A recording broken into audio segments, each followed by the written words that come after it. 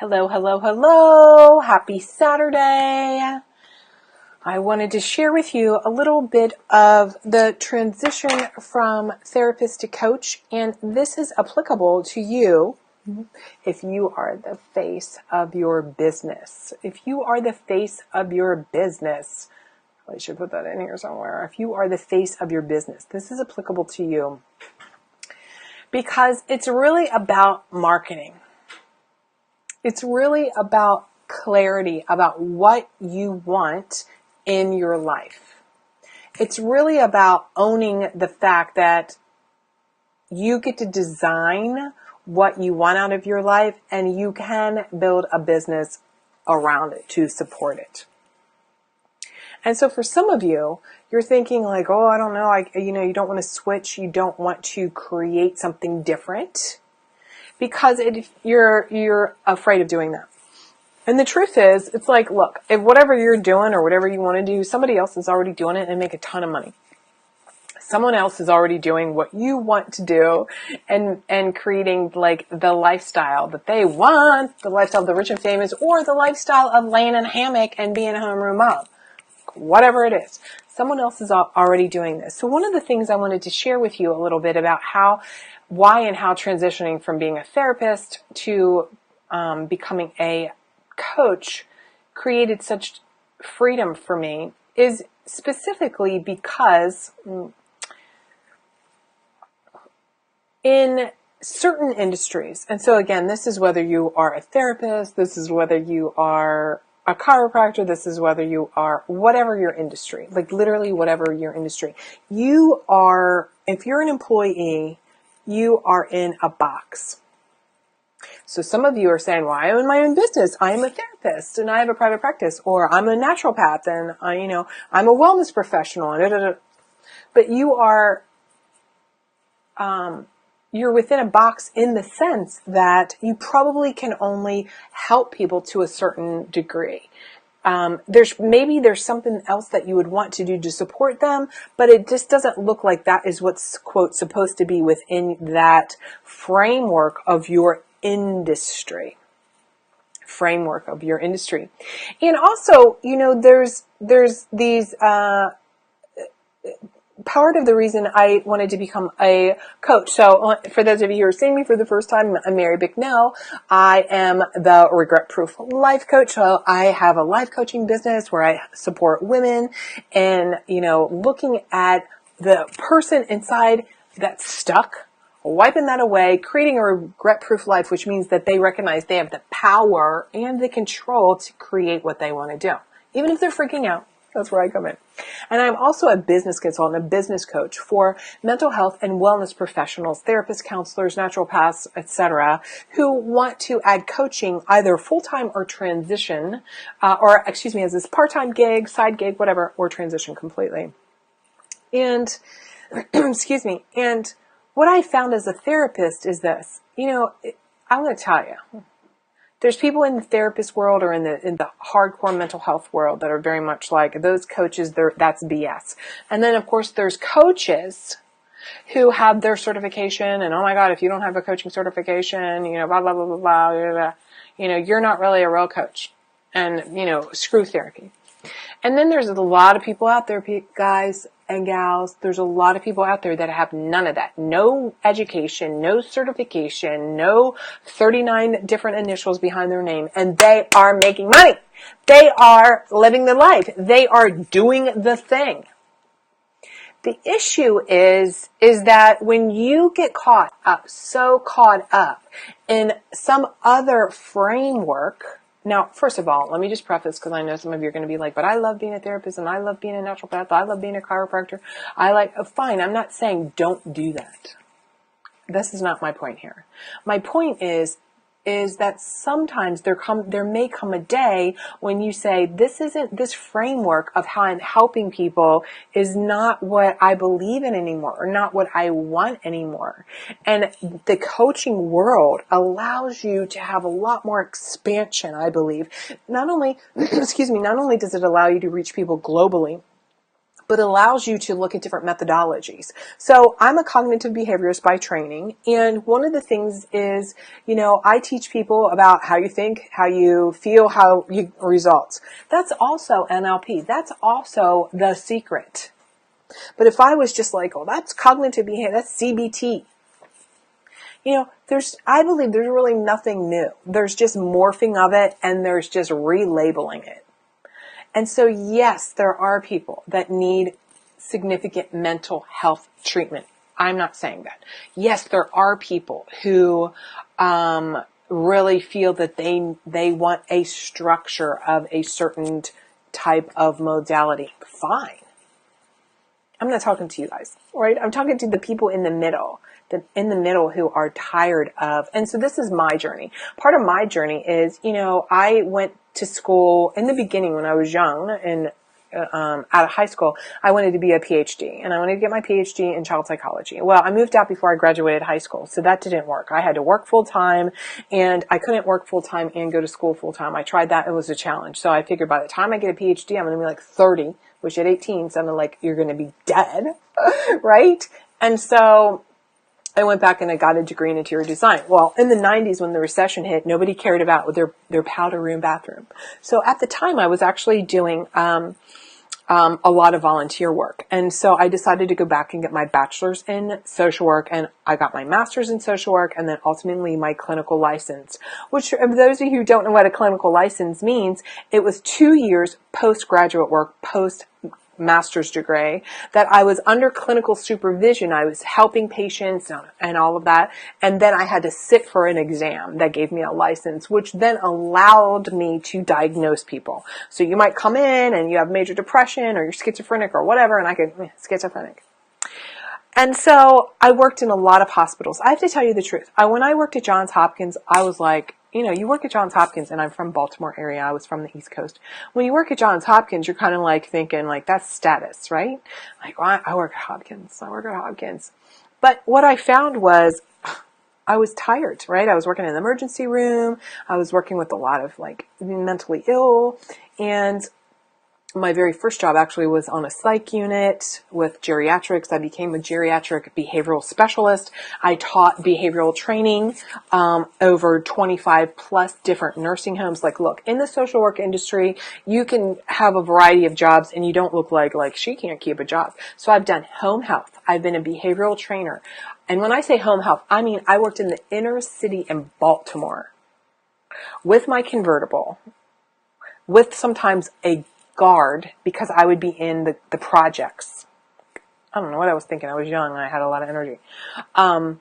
I've worked on numerous psych units.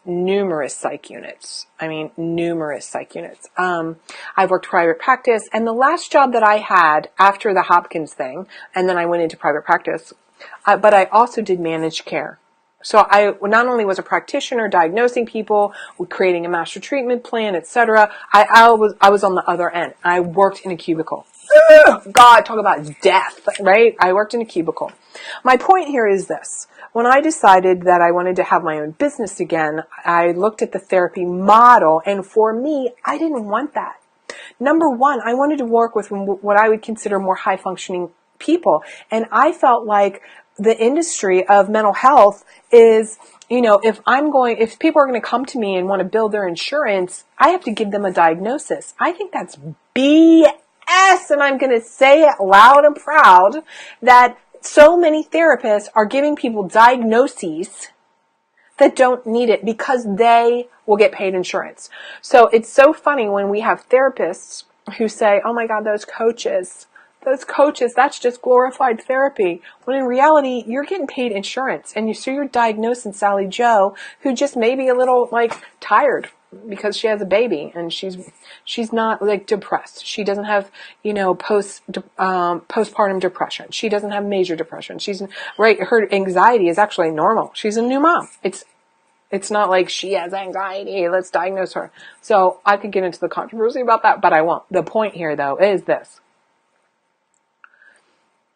The reason I transitioned to coaching is because I wanted to call the shots. And yes, I have a little coaching certificate or training. And yes, I'm developing a training for mental health and wellness professionals who already have education, and to teach them how to do life coaching, or how to actually go through coaching and what the difference is. See, the difference is in coaching, again, there's some overlap. So in coaching, we're very focused on the goal. It's not that we never take a nod to what has happened in the past. We're just not mired in it. Of course, we're looking at the past as a nod to like, that's interesting out of curiosity. That's interesting that your behavior, that your result, look how repetitive your habit is. Oh, you've been doing this since you were 10 or whatever.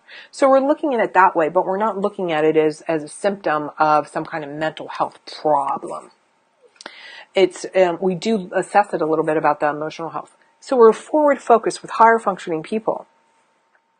In therapy, what for me is, I'm not a believer in let's have talk therapy forever.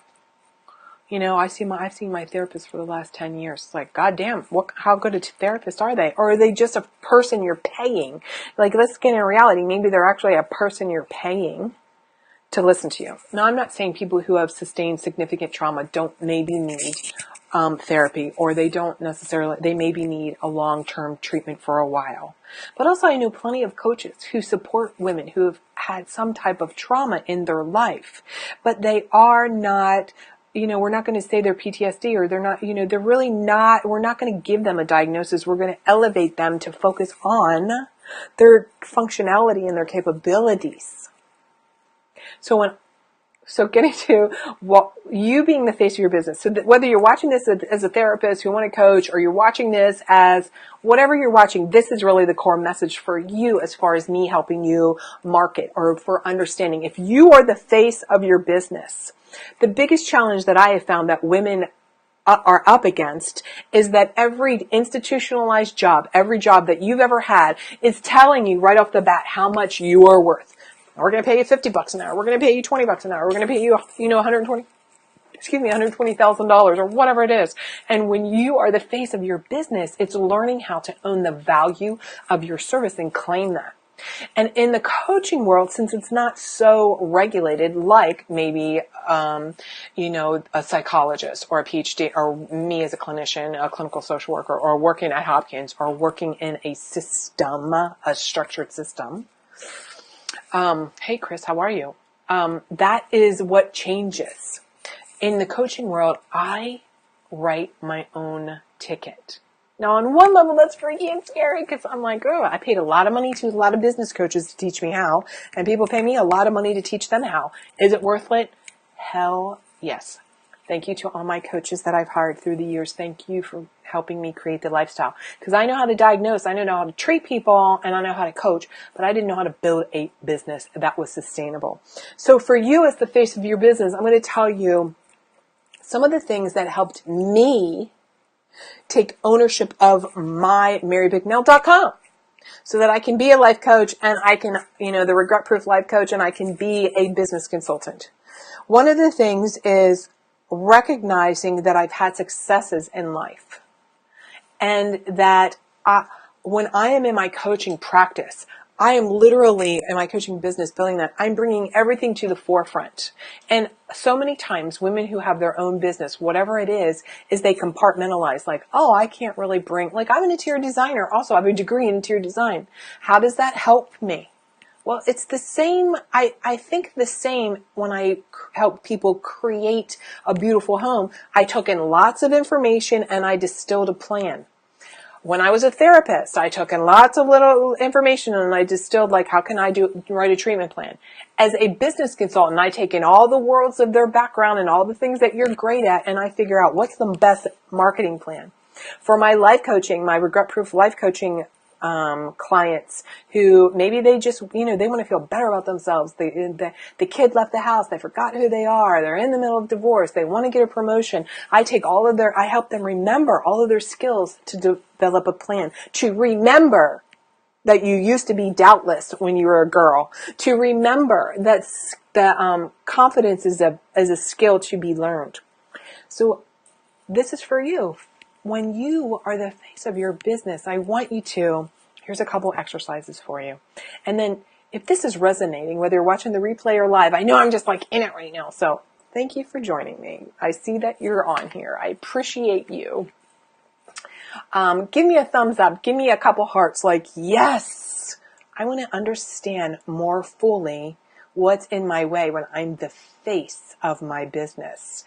And you could just put in the comments below, whether you're watching the live or the replay, like, what is one big dream you have that if you had no limitations, what would that be? And that's why I love coaching. I have 0 limitations. One day maybe coaching will be regulated, but 0 limitations other than my own ethical standards. 0.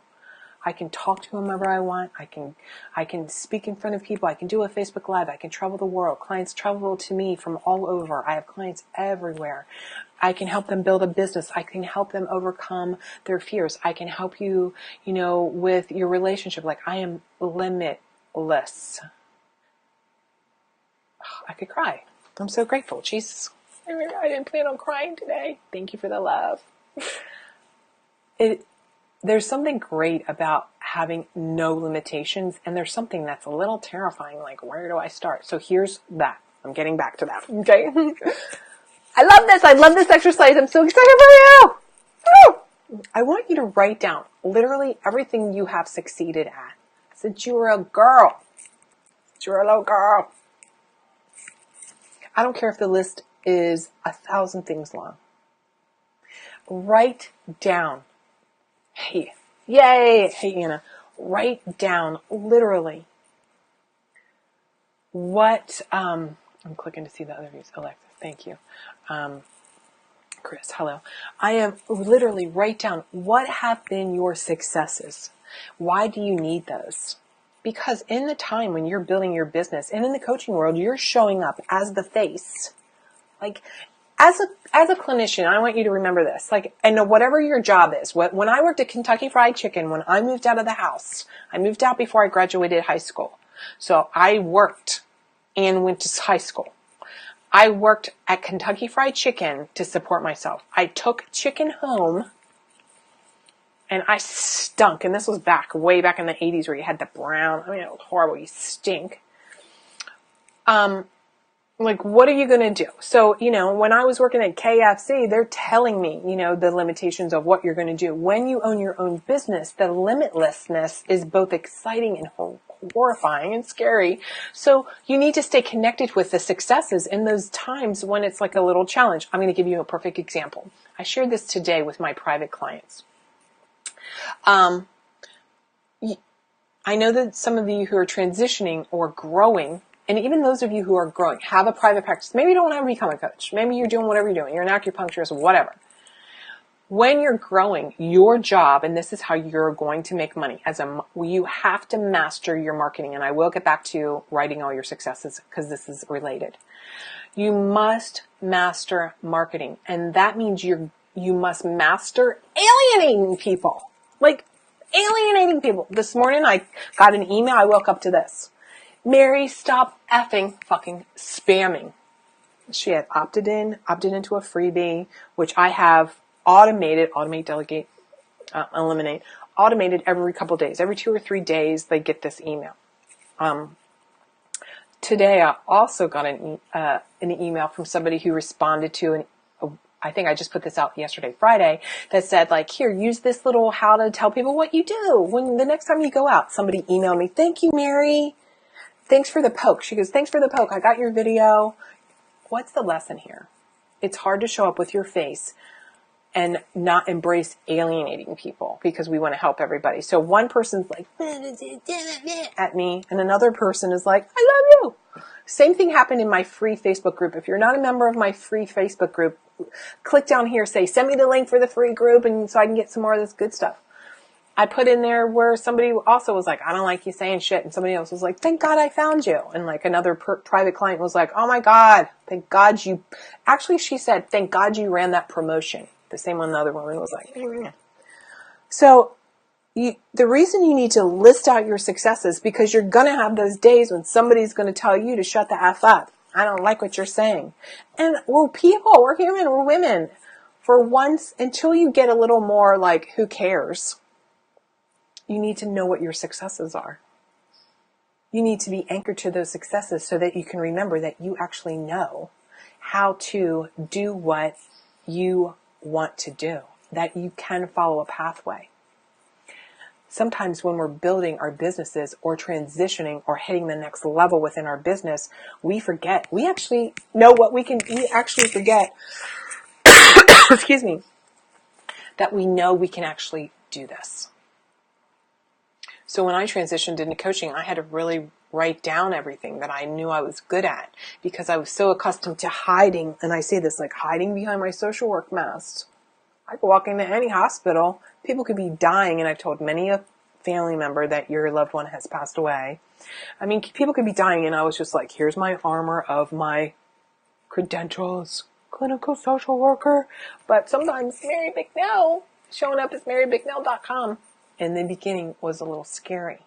See, as you're growing and as you're expanding and as you're looking at a new niche or whatever it is, you're testing the waters. And so don't worry. You want people to be like, yeah, I hate you. I love you. I hate you. I love you. It's kind of weird, but that's what you actually want. That's how you make money. That's your freedom. And the freedom also is when you allow yourself to show up fully. Like all my clients know, whatever you're seeing right now on this video, on this live, or wherever you're watching this, because I will repurpose this, of course. This is how I am in person. This is how I am with my private clients. This is how I am in my group programs. What you see is what you get. When you show up like that, then your perfect ideal client comes to you. So that is one of the reasons that the business is so successful and why I transitioned. I was actually ready to take a chance to show up as myself. I was actually ready to stop hiding behind, I worked at Hopkins, or hiding behind men, or hiding behind alcohol, or hiding behind my own fears. They're still there, but they had a job to do to keep me safe. So I say, thank you, fears, and I move forward. Thank you, move forward. See, when you are committed and married to your big goal, which for me is, it's not just that I want to make a ton of money, which I do. It's because I'm committed to safety and security. That's like one of my core values. I want to feel safe and secure, that I'm always going to have my home, that I can always provide for my daughter. God, even saying that, right? So for me, my driver, the thing that drives me is two things. One is safety and security. And the second is challenging myself to go for it. Because the regret-proof life, my life coaching business is all about going through life and becoming a person that will never have regrets. Because I can look back now and I can transform those regrets. I can look forward to think about what I need to do. So I'm working to make sure my future self is proud and happy and has lots of money and can do whatever she wants and gets the joy of working with my perfect ideal clients. So that's your little tips today as far as why and how transitioning from therapy to coaching skyrocketed my business. And if you have any questions, feel free to post them in the comments. I will answer them right now. And whether you're watching this live or the replay, put some comments in. I'm happy to answer those. And for those of you who are just totally done hiding out, totally done. Maybe you don't want to become a coach, but maybe you actually want to, you're the face of your business and you want to continue being a therapist, but you have no idea what that looks like showing up. You have no idea how to market. You have no idea how to allow yourself to be the real you in your business when you're done hiding. For those of you who are watching that, you really, it's more about that you need some life coaching or some support, or you're tired of doubt, or maybe you make a ton of money. Maybe you work for somebody and you don't even care about that. You don't care about building your own business, but what you do care about is you never raise your hand at the meeting. And then Bob is always saying, God, and you're like, God damn it, that's what I was going to say. Maybe part of you, life coaching and creating a regret-proof life, is because you know you've got some more in you and you're just not showing up for yourself and you're so pissed about it. Or maybe you want a better relationship. You don't know how to speak up. Maybe you've never learned The truth is that most women today, they don't have the perfect mother who gave them all kinds of skills on how to love themselves, on how to honor themselves, and how to release self-doubt, and how to build their esteem. They have no skill set for that. I totally get that. If that's you, I'm going to put a link somewhere, and it's going to have my calendar. And so let's just get on the phone. You may or may not be my perfect ideal client. I may or may not be perfect for you. You may not work one-on-one together, but maybe the Regret Proof Life program would be of service to you. Maybe one of my other programs, How to Close the Deal, might be of service to you. So let's get on the phone and chat. So I'll put the link in. It's marybicknell.com/ I think it says call with Mary. And we'll get a half-hour call, and I want you to have a breakthrough. Whether we do anything together or not, I want you to have one of those moments in time. And this is part of what I live for with my business.